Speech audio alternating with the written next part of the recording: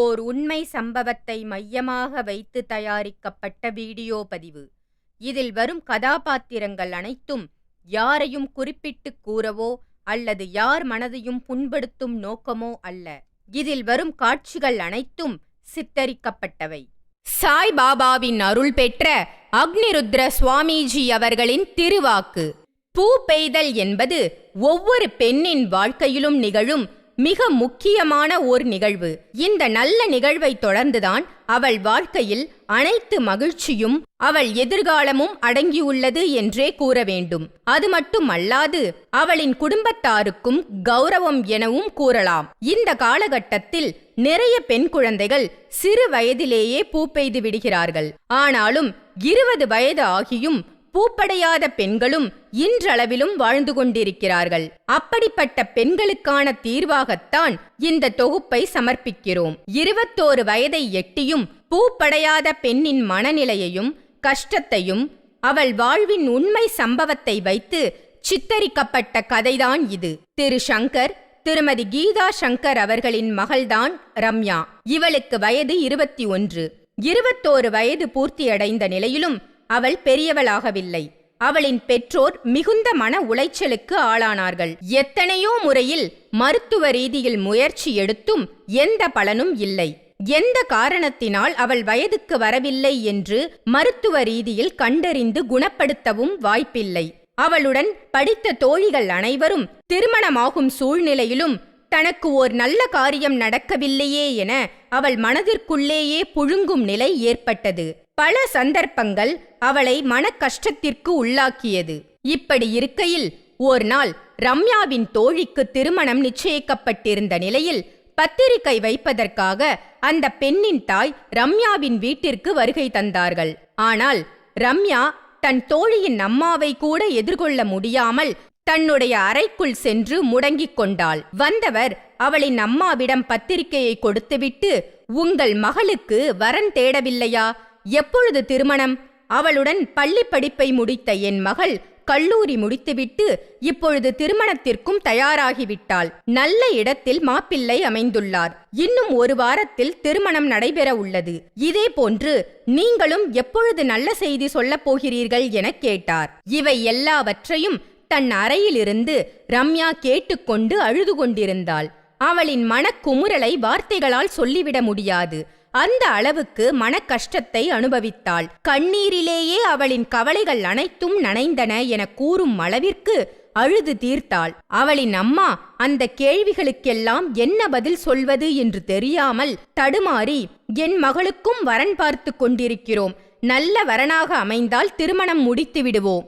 எல்லாம் இறைவன் கையில்தான் உள்ளது என கூறினாள். அந்த தோழியின் தாயார் பத்திரிகை வைத்துச் சென்றதும் ரம்யாவின் தாய் அவளின் அறைக்குச் சென்று அவளை அழவிடாமல் தேற்றினாள். பின்னர் இருவரும் பூஜை அறைக்கு சென்று கடவுளை மனமாற வேண்டினார்கள். அந்த கடவுளுக்கு இவர்கள் அழுவது காதில் விழுந்ததோ என்னவோ தெரியவில்லை. சட்டென்று ரம்யாவின் தகப்பனாருக்கு நடமாடும் பாபாஜி என அனைவராலும் அழைக்கப்படும் அக்னிருத்ர சுவாமிஜியின் நினைவு வந்தது. அக்னிருத்ர சுவாமிஜி அவர்கள் ஆன்மீக ரீதியிலும் சரி மருத்துவ ரீதியிலும் சரி பல தகவல்களை கொடுப்பவராயிற்றே. அவரிடம் சென்று நம் மகளின் நிலையை எடுத்து கூறி பரிகாரம் கேட்கலாம் என முடிவு செய்து உடனே தாய் தந்தை இருவரும் மப்பேடு புறப்பட்டனர். ஆம், சென்னை கிழக்கு தாம்பரம் கேம்ப் ரோட் மப்பேடில் உள்ள உலக புகழ்பெற்ற நித்தியசுரபி ஸ்ரீ சந்தனமலை சாய்பாபா ஆலயத்தில் உள்ளவர்தான் அக்னிருத்ர சுவாமிஜி அவர்கள். இவர் மக்களின் நலனுக்காக பல ஹோமங்கள் பூஜைகள் சேவை மனப்பான்மையுடன் பல ஆன்மீக தகவல்களை அளித்து வரும் மகான் என்றே கூற வேண்டும். அவரிடம்தான் இந்த தம்பதியர் தங்களின் மகளின் பூப்பெய்தல் பிரச்சனைக்கான தீர்வு கிடைக்குமா என காண சென்றனர். அக்னிருத்ர சுவாமிஜியை பார்த்து ஆசி பெற்று தங்களின் மகளின் பிரச்சனையை எடுத்து கூறினர். அனைத்தையும் மிக பொறுமையுடன் கேட்ட அக்னிருத்ர சுவாமிஜி அவர்கள் அதற்கான அற்புதமான தீர்வையும் கூறினார். அந்த பரிகாரம் யாதெனில், வெள்ளிக்கிழமை அல்லது செவ்வாய்க்கிழமை அன்று 4.5 அடி உயரமுள்ள புற்றிலிருந்து மிகுந்த நேமநிஷ்டையுடன் விரதமிருந்து புற்று மண் எடுக்க வேண்டும். அந்த புற்று வழிபாடற்ற புற்றாக இருந்தாலும் சரி, அந்த புற்று மண்ணை எடுத்து ஒரு சிவப்பு துணியில் வைத்து மடித்து அதை ஒரு மண்டலம், அதாவது 48 நாட்கள் இரவு வேளையில் அந்த பெண்ணின் வயிற்றில் கட்ட வேண்டும். இந்த விரதம் முடிந்து ஒரு மண்டலம் கழித்து சமுத்திர ஸ்நானம் செய்ய வேண்டும், அதாவது கடல் குளியல் செய்ய வேண்டும். அதே போன்று 3 ஊர் எல்லைகளில் இருந்து தண்ணீர் எடுத்து அதனை கொண்டு ஸ்நானம் செய்ய வேண்டும். பின்னர் பஞ்சமி திதியில் இலுப்ப எண்ணெயை அகல் விளக்கில் விட்டு சிவப்பு காடா துணியில் திரி போட்டு தீபம் ஏற்றி வழிபட வேண்டும். மேலும் ஒரு சிறப்பான வழிபாடான சாய்பாபாவின் 9 வார விரதமும் இருந்து சாய்பாபா கோவிலுக்கு சென்று பிரசாதம் நெய்வேத்தியம் செய்து விநியோகம் செய்ய வேண்டும். அப்படி விநியோகம் செய்து வேண்டுதலை பூர்த்தி செய்ய வேண்டும். இப்படி இந்த பரிகாரத்தை செய்து முடித்தால் உங்கள் மகள் பூ பெய்வது உறுதி என ஆசி வழங்கினார். அக்னிருத்ர சுவாமிஜி சொன்னது போல் அவளுக்கும் மஞ்சள் நீராட்டும் சுப நிகழ்ச்சி நடந்தது. அதே வருடத்தில் ஓர் நல்ல வரனும் அமைந்தது. அவளின் திருமணம் ரம்யா வாழ்க்கையில் விளக்கேற்றிய நித்திய சுரபி ஸ்ரீ சந்தனமழை சாய்பாபா ஆலயத்திலேயே நடந்தது. இதே போன்று பிரச்சனை உள்ள உங்களுக்காகத்தான் இந்த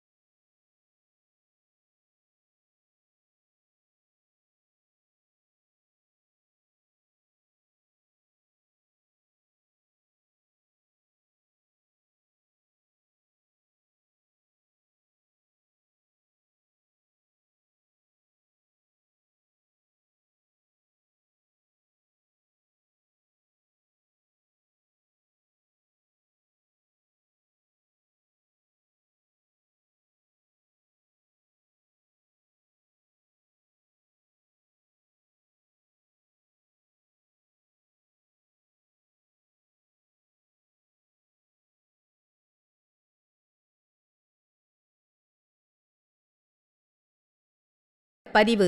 உலகில் இதுவரை வேறு எங்கும் இல்லாத சாய்பாபா ஆலயம்தான் இந்த ஸ்ரீ வலதுகால் சாய்பாபா ஆலயம். சென்னை வண்டலூர் கேளம்பாக்கம் மெயின் ரோடு மாம்பாக்கம் அருகில் அமைந்துள்ளதுதான் ஸ்ரீ வலதுகால் சாய்பாபா அபய குருஸ்தலம். இது ஒரு கடன் நிவர்த்தி ஆலயம். முகவரி: ஆத்ம சரணாலயம், அம்மன் நகர், காயார் மெயின் ரோடு, கொளத்தூர் கிராமம், சென்னை 6,00,000